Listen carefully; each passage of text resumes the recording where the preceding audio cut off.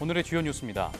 이번 영남권 산불로 피해 면적이 3만 6천 헥타르를 넘어서면서 역대 최악의 산불로 기록됐습니다. 이번 산불의 가장 큰 특징은 빠른 확산이었는데 위성으로 확인한 결과 산불 확산 속도는 시간당 8.2km로 사람이 뛰는 속도보다 빨랐습니다. 국내 산불 전문가들은 이번처럼 빠르게 산불이 확산하는 건 처음 봤다면서 앞으로 대형 산불이 더 잦아질 수 있다고 경고했습니다. 해외 기후 전문가들 역시 기후 변화로 한국과 일본의 기상 조건이 바뀌면서 산불 위험이 커졌다고 지적했습니다.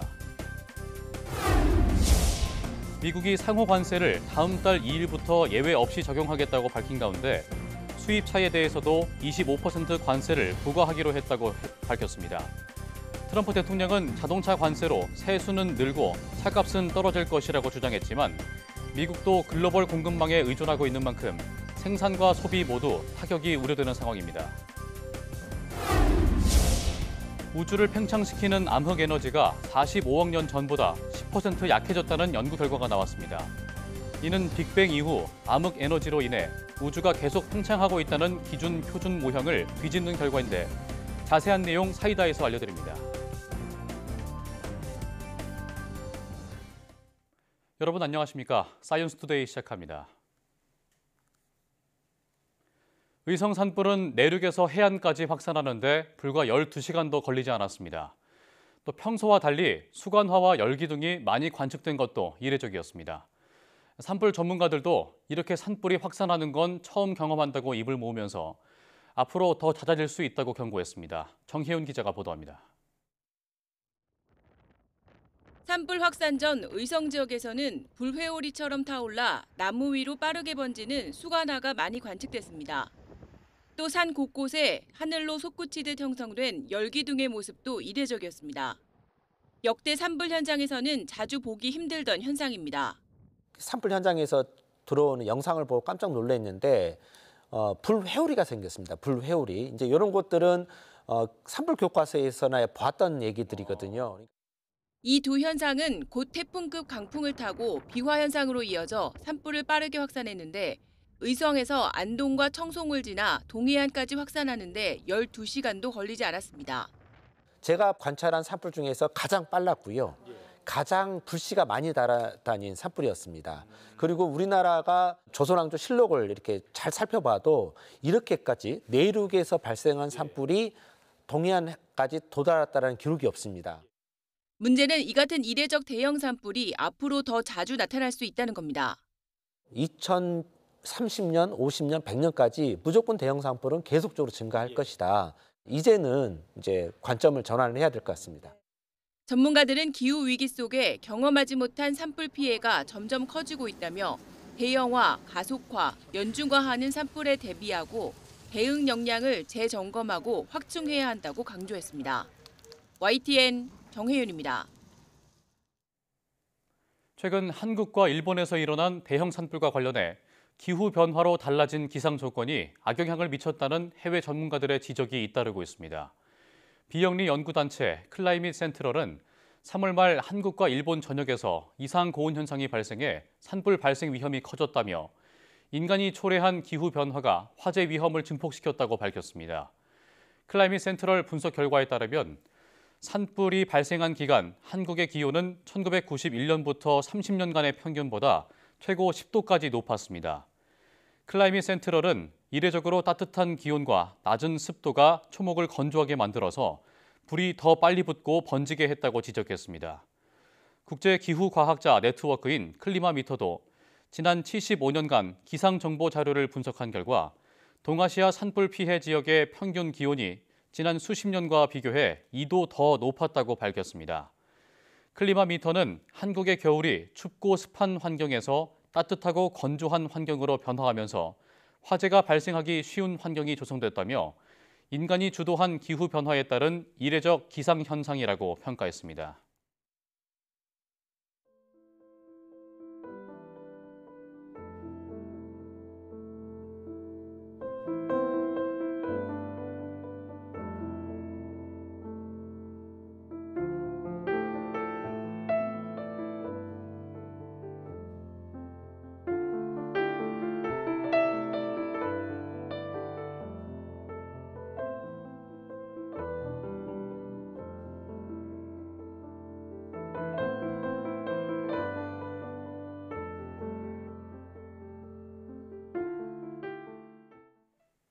이번 산불은 2000년에 발생한 역대 최악의 산불 피해 기록도 넘어섰습니다. 특히 경북 안동은 시내까지 불길이 내려오면서 비상이 걸렸습니다. 김현아 기자가 보도합니다. 경남 산청에서 산불이 발생한 지 일주일째. 계속되는 강풍과 돌풍, 건조한 날씨 속에서 중대본이 관리하는 전국의 중대형 산불 구역만 10여 곳으로 늘었습니다. 피해 규모도 역대 최악의 산불이었던 2000년 동해안 산불 피해를 훌쩍 넘어섰습니다. 공식 집계된 인명 피해만 사망 26명, 부상 30명 등 총 56명으로 사망자 26명 가운데 22명이 경북에서 발생했습니다. 피해 면적은 36,009헥타르로 서울 면적의 절반을 넘었습니다. 계속 불씨가 살아나던 김해와 옥천, 언양 산불은 다행히 전국에서 내린 가랑비 덕에 위험한 고비를 넘겼지만 경북 안동은 불길이 시내로 향하면서 오전 10시 30분 주민 대피령이 떨어졌고 영덕과 영양의 진화율도 낮은 수준을 벗어나지 못하고 있어서 경북은 그야말로 사상 최악의 피해를 경험하고 있습니다. 무주 산불 역시 2단계로 격상된 가운데 산불로 인한 대피자는 3만 7천여 명, 주택과 공장, 문화재 등 시설 피해는 325곳으로 집계됐습니다. YTN 김현아입니다. 경북 의성에서 시작된 산불은 지난 25일 밤사이 믿기 어려운 속도로 동해안까지 동진했습니다. 빠르게 영덕까지 확산한 이유가 무엇인지 의성 현장에서 국립산림과학원이 직접 설명을 진행했는데요. 국가산림위성정보활용센터장인 원명수 센터장 이야기 직접 들어보겠습니다. 24일까지 산불이 의성 지역의 근처에 머무르 있다가 25일 날 오전 3시부터 영덕까지 약 한 12시간 이내에 51km가 이동을 한 아주 매우 빠른 풍속에 의해서 확산이 된 그런 사례라고 할 수 있습니다. 여기에 따라서 의성군을 포함한 안동, 청송, 영양, 영덕군까지 현재 산불 위험 지역으로 지금 구분이 지금 되어 있습니다. 그리고 이번에 강풍 초속 27m의 강풍으로 인해서 매우 빠른 확산 속도를 가지고 있었고요. 그 확산 속도는 시간당 8.2km에 지금 달합니다. 저속으로 달리면은 한 10km 정도, 20km 정도 가정을 했을 때 그래도 굉장히 그 속도가 사람이 걷는 속도보다는 뛰는 속도보다는 훨씬 빠르다 이렇게 말씀을 드릴 수 있습니다.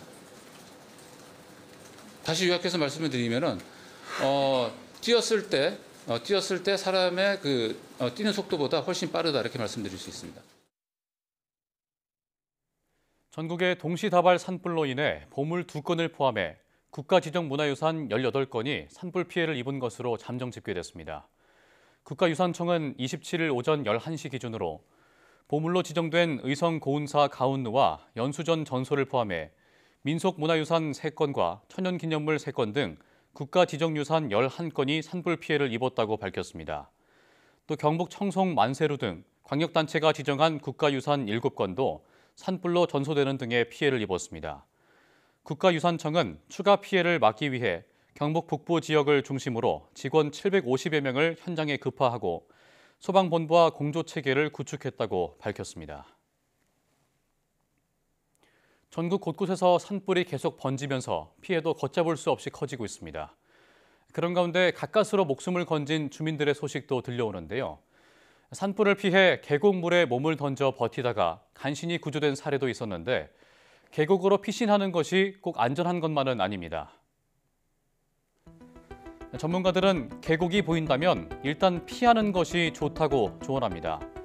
계곡 일대는 지형이 움푹 파인 곳이기 때문에 산불의 연기가 모여서 쌓일 가능성이 크기 때문입니다. 연기가 들어차게 되면 시야 확보가 어려워지고 질식의 위험이 높아져서 추가적인 대피가 불가능해질 수도 있습니다. 하지만 만약 계곡에 물이 있다면 이야기가 달라집니다. 천연 보호막이 되는 물속에 몸을 담글 수만 있다면 적절한 대피처가 된다는 겁니다. 전문가 이야기 들어보겠습니다. 물이 있는 계곡은 괜찮은데 보통은 마른 계곡이 이 시기에는 마른 계곡이 많고 진화대원들 교육을 할 때 열기가 갇히는 계곡에는 들어가지 않았으면 좋겠다라는 게 교육 내용입니다. 또 산 정상을 향해 대피하는 것도 위험한데요. 불은 보통 바람이 불지 않아도 열기로 인해 상부로 번지는 특성이 있어서 산 아래부터 정상까지 치고 올라가기 때문이죠. 따라서 산 정상이 아니라 최대한 주변이 막히지 않고 탁 트인 장소로 대피하는 것이 안전합니다. 만약 탈출로가 보이지 않는 최악의 상황이라면 최후의 방법으로 바위나 구덩이 등 몸을 숨길 장소를 찾아야 합니다. 이때 주변에 불에 잘 타는 낙엽이나 가지 등을 꼭 제거해야 한다는 점도 기억할 필요가 있겠습니다.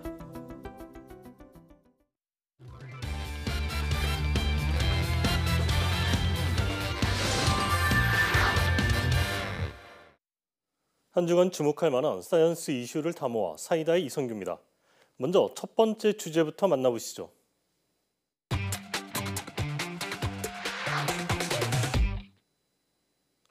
세계적인 국제학술지 네이처에 국내 연구진의 따끈따끈한 연구 논문이 실렸습니다.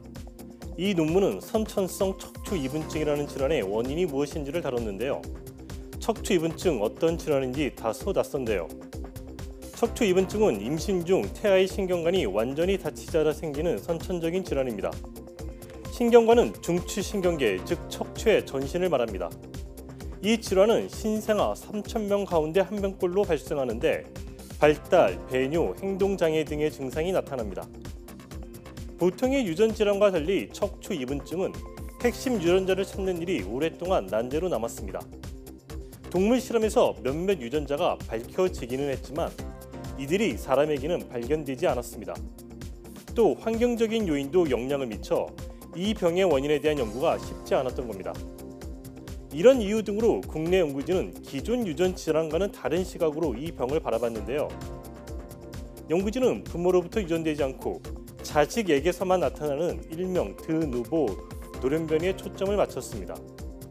연구진은 전 세계 851명의 척추이분증 환자와 가족 2,451명의 유전자를 분석했습니다. 그 결과 척추이분증의 원인은 하나의 유전자가 아닌 수백 개의 유전자가 서로 밀접하게 영향을 준다는 사실을 세계 최초로 규명했습니다. 연구진은 척추이분증에 수백 개의 유전자가 관여한다는 점에서 이들 유전자의 공통점은 무엇인지 또 기능이 무엇인지 등에 주목했는데요.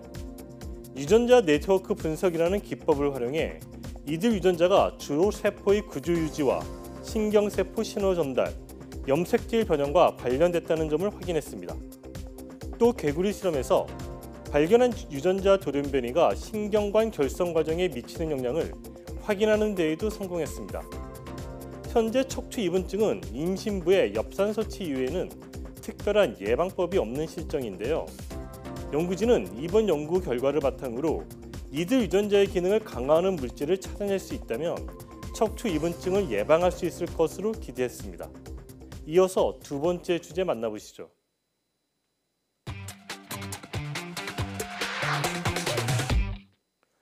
우주는 경외의 대상이자 과학 탐구의 대상이기도 한데요. 국내 연구진이 참여한 국제 공동 연구진이 암흑에너지와 관련해 흥미로운 연구 성과를 발표했습니다. 암흑에너지는 우주 전체 에너지의 70%를 차지하는 요소로 우주의 팽창 속도를 더 빠르게 하는 역할을 합니다. 우주의 역사를 설명하는 이론인 표준 우주론 모형에서는 우주 가속 팽창의 원인인 암흑에너지를 일정하게 유지되는 상수로 취급하고 있습니다. 그런데 이번 연구 결과 우주를 팽창시킨 암흑에너지의 밀도가 지난 45억 년 동안 10%씩 약해진다는 점이 확인됐습니다. 이번 분석 결과대로라면 우주의 팽창 가속도가 점점 줄어 현재 표준 모형을 수정해야 할 수도 있는 겁니다. 연구진은 물질이 우주 전체에 어떻게 퍼져 있는지를 연구해 암흑에너지의 영향을 추적했습니다. 아주 초기 우주의 사건은 물질이 어떻게 분포되는지에 미묘한 패턴을 남겼는데 이를 중입자 응양 증동이라고 합니다. 이 패턴은 표준 눈금자 역할을 하며 그 크기는 우주가 확장되는 방식에 직접 영향을 받습니다. 다른 거리에서 눈금자를 측정하면 역사 전반에 걸쳐 암흑에너지의 밀도를 알 수 있는데요. 연구진은 이 데이터에 우주 마이크로파 배경 복사 등의 관측 자료를 결합했습니다. 그랬더니 표준 우주론 모형은 결합한 관측 자료와 잘 들어맞지 않는다는 것을 확인했습니다. 반면에 시간에 따라 변화하는 암흑에너지 모형이 표준 우주론 모형보다 관측 자료를 더 잘 설명해 준다고 밝혔습니다. 표준 우주론 모형은 람다 차가운 암흑물질 이론으로도 불리는데요. 이 이론은 우주 상수에 해당하는 암흑에너지를 가지고 있고 대부분 물질은 차가운 암흑물질로 이루어졌다는 모형으로 현대 우주론의 표준으로 오랫동안 자리 잡아왔습니다.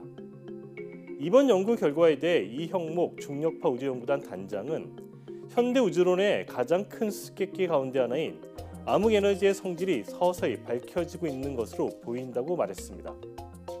이번 연구는 미국 애리조나주 키트피크 산 꼭대기에 있는 5,000개의 작은 광성유 로봇들로 구성된 다채널 분광기를 장착한 만원경인 암흑에너지 분광 장비를 활용했습니다. 지금까지 사이언스 이슈 다모아 사이다 이성규입니다.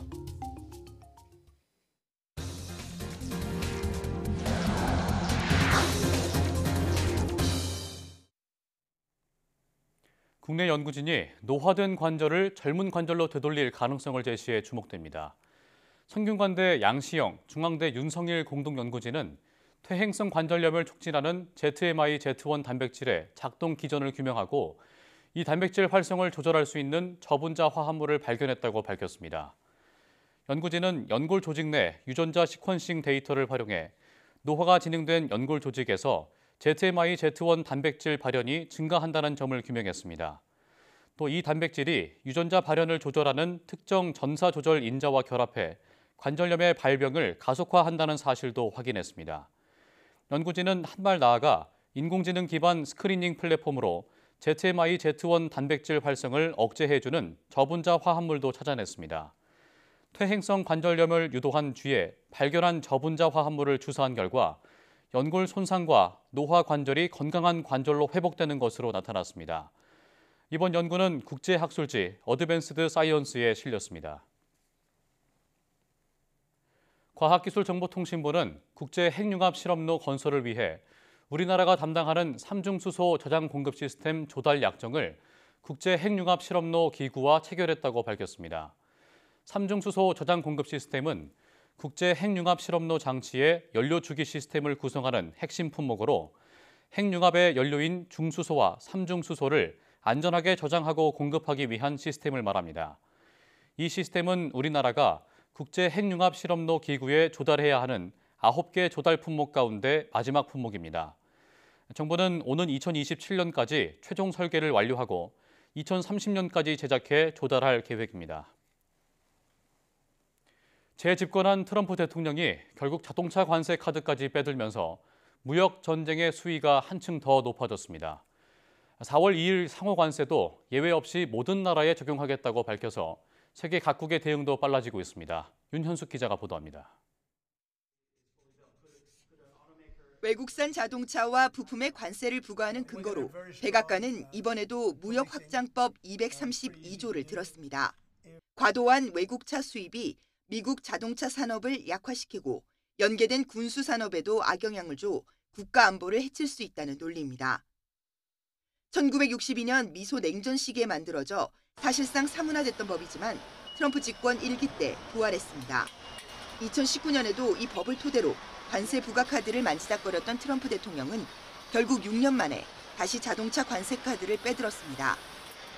This will continue to spur growth like you haven't seen. Before I was elected, we were losing all of our plants that were being built in Mexico and Canada and other places. Now those plants largely have stopped and they're moving them to our country. 하지만 관세 카드가 트럼프 정부의 바람대로 꽃놀이패가 될지는 미지수입니다. 미국 자동차 제조업체도 글로벌 공급망과 수입 부품에 의존하고 있기 때문입니다. 철강, 알루미늄의 부품까지 삼중고 관세에 신차 가격이 수천 달러씩 올라가면 생산과 소비 양쪽 모두 타격이 우려됩니다.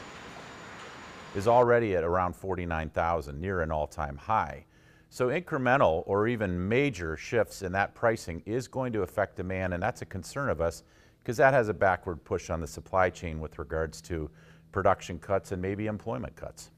4월 2일 상호관세 부과를 앞두고 자동차까지 선제 타격을 맞은 세계 각국은 대응 마련에 분주합니다.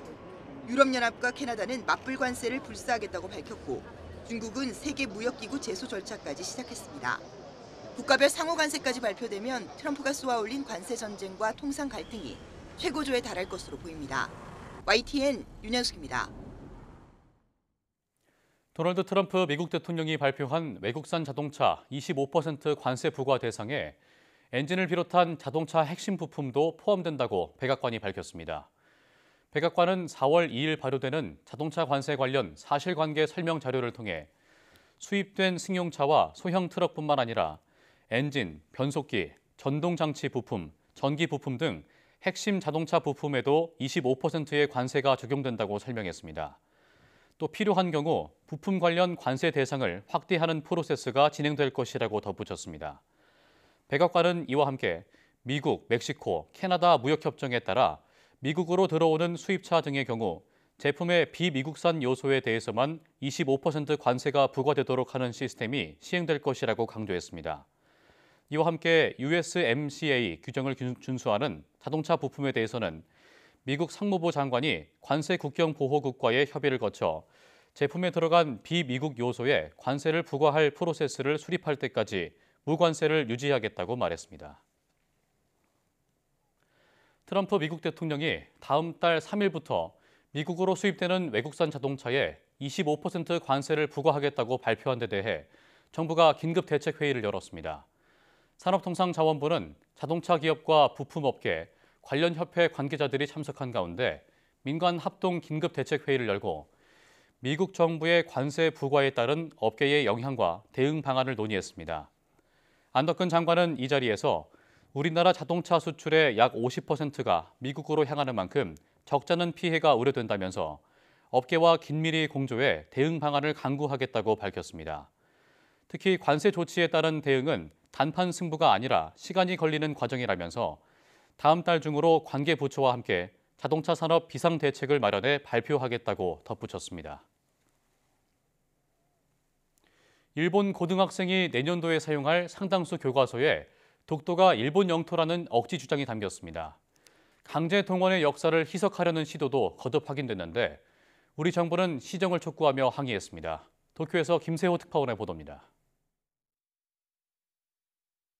내년도부터 일본 고등학생이 사용할 일본 사회과 지리 교과서입니다.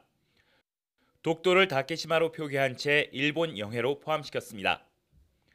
한국이 독도를 불법으로 점거하고 있다고도 버젓이 서술하고 있습니다.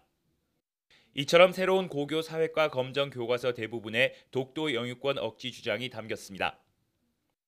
앞서 일본 정부는 2018년 3월 고시한 고교 학습 지도 요령에서 독도가 일본 영토이며 영유권 문제의 평화적 해결에 노력하고 있다는 점을 다루도록 했습니다. 지난해 10월 출범한 이시바 정부는 한일 관계의 중요성을 거듭 강조하고 있습니다. 現下の戦略環境の下、日韓関係の重要性は変わりません。韓国側とは引き続き国交正常化60周年を含め緊密に意思疎通をいたしてまいります。 하지만 일본 고위 인사들은 기회가 있을 때마다 집요하게 독도 영유권 주장을 반복하고 있습니다. 竹島については歴史的事実に照らしても国際法上も日本固有の領土であるとの基本的な立場に基づき毅然と対応してまいります。 독도에 대한 이 같은 억지 주장은 초중등학교 교과서에서도 강화되고 있습니다. 또 조선인 강제노동, 위안부와 관련해서도 한국에서 연행됐다는 부분이 검정을 통해 동원으로 바뀌기도 했습니다. 정부는 일본 정부가 역사를 왜곡한 교과서를 검정 통과시킨 데 대해 시정을 촉구한 데 이어 주한 일본 대사관 총괄 공사를 불러 항의했습니다. 도쿄에서 YTN 김세호입니다.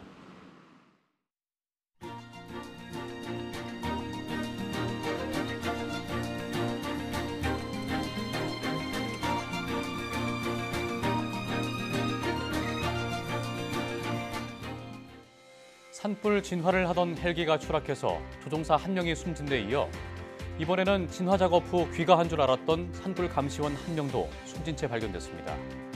현장에서는 산불 진화 인력들이 며칠간 날을 새며 업무를 수행하다 보니 안전 확보와 업무에 차질이 생길 수밖에 없다는 우려가 나오는데요. 지금 당장이 아닌 장기적인 관점에서 전문 인력 확충과 함께 8시간마다 의무적으로 교대하도록 하는 제도적인 대책이 필요해 보입니다. 뉴스 마칩니다. 고맙습니다.